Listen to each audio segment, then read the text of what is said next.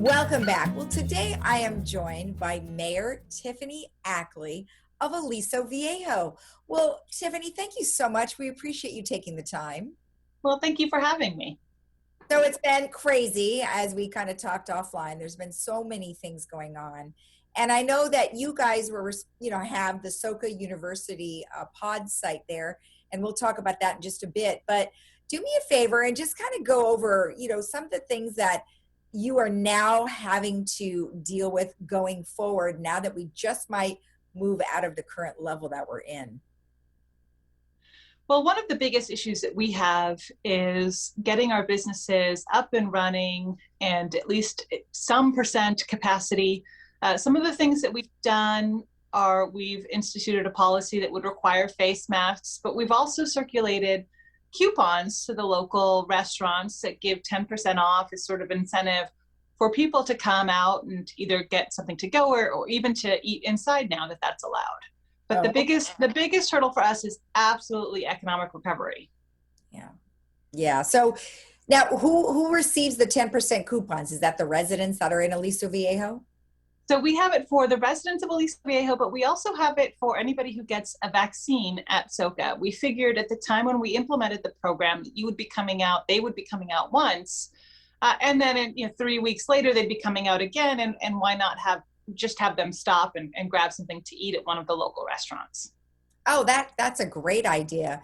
Now, in regards to your economic recovery, have you been able to distribute funds to many of the restaurants and businesses in your area? So we have coordinated with the County Board of Supervisors to get most of our restaurants and businesses eligible for those funds, and they make the decision, the county makes a decision as to whether they get them or not. But we have definitely facilitated that, and we've had a number of businesses get funds from the county. It's been really helpful. Okay, so would you say that the majority of your restaurants and businesses are going to be able to come back, or have you had a few that have had to fold up?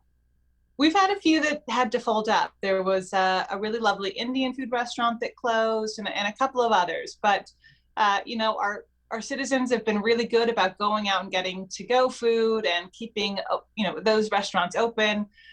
So hopefully no more close, and hopefully we can open new ones in those empty spaces now as well. Right, exactly. Now let's talk about the Soka University distribution site. It's been going great as far as I've heard. Sounds like you guys are on the ball, and you had lots and lots of vaccinations each day.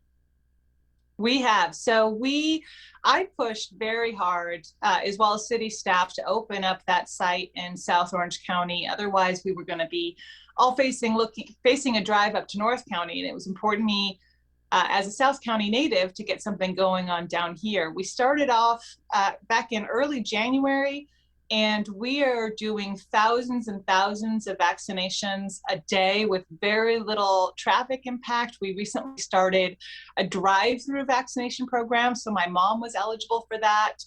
It was just easy peasy. I drove her out to Soka. She put out her arm, stuck a needle in it. They watched us for 20 minutes, and then we were on our way. She didn't have to get out of the car once. Yeah, I heard that Disneyland was modifying theirs because based on your success. Disneyland, I understand, is modifying theirs so that there is drive-through. Disneyland also faced a problem with winds. So if there were heavy winds on certain days, they were unable to have their vaccination sites because it's mostly by tents, whereas Soka is indoors. Also, with the tentative reopening of Disneyland right around the corner, we don't know how long that vaccination site will be in operation.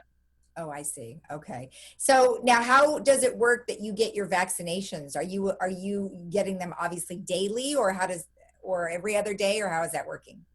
So we get them from the county. The county is the one that decides how much vaccines each of the pod sites will get, and the county gets them weekly from federal government and from the state. Okay. Who are you administering now? Is it Moderna or Pfizer? We are doing exclusively Pfizer. Okay. Do you think that there's any chance you guys will get Johnson & Johnson? I don't know that answer yet, but I can tell you that at least from the city council and the staff perspective, we'll take any vaccine they've got. Yeah, actually, absolutely. It's just the Johnson & Johnson one was a single shot, which would be so easy if that could just come down the pike quick. So when it comes to the money that's supposed to be coming here from the government, the 1.9 stimulus package, how would that help your economy? We've done a couple of things. So our city received CARES funding, and we've done a couple of things. So we have a town center, which is where the majority of our restaurants are. We closed off a normal street that is now made pedestrian only. We put out different types of decoration. This week is Pirates of the Caribbean. We put out a bunch of things for kids to do. We provided heating units and outdoor seating units to accommodate that outdoor seating requirement. All of those funds have made a big difference. We're also offering to certain residents help with their rent to the extent that they can't pay it because of COVID. So any funds we get, we are funneling them directly back into the community. That's awesome. Now tell me a little bit more about this this little street thing you're doing. It's called The Row.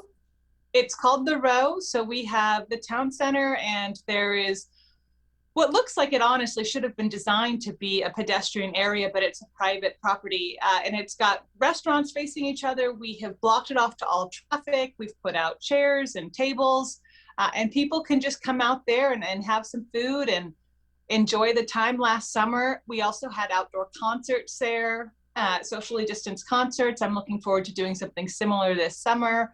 That always helps bring people into the area and helps the businesses out. Right. Oh, I haven't been to the one you're talking about. I went to the one down in Laguna Beach. They closed off, I think it's Forest. And I really thought it was great. Do you think you're just going to keep it no matter what? If it were up to me, absolutely. It is, like I mentioned, it's private property, so it's run by an HOA. We are trying to incentivize them to do exactly that, to keep it blocked off, because we found that our residents really just enjoy it.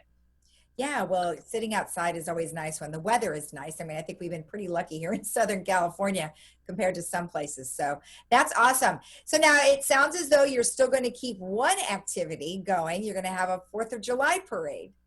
So one of the things that when I ran for office, I really wanted to have a 4th of July bike parade for kids. Was able to do it the first year, and then the second year COVID hit, and there was really no way we could do it. But luckily this year, we are all set to go. We've got a couple more details to work out, but it looks like we'll be able to have another 4th of July parade for all of the kids and community members. And it will lead them over to the ranch, which is a brand new community site that we are opening up. It'll have rooms for the community members to rent. It's got an aquaponic garden. It's got all sorts of fun things, a learning center for kids. It's really a great way to sort of kick off an end of COVID. And where is that located? It's down over by Aliso Viejo Middle School, so sort of across the way and down the hill from the town center. It's pretty convenient. Oh, that's great. Well, congratulations on everything that you've done so far. Good luck to you, and we hope for something so much better this summer. Thank you. I do too.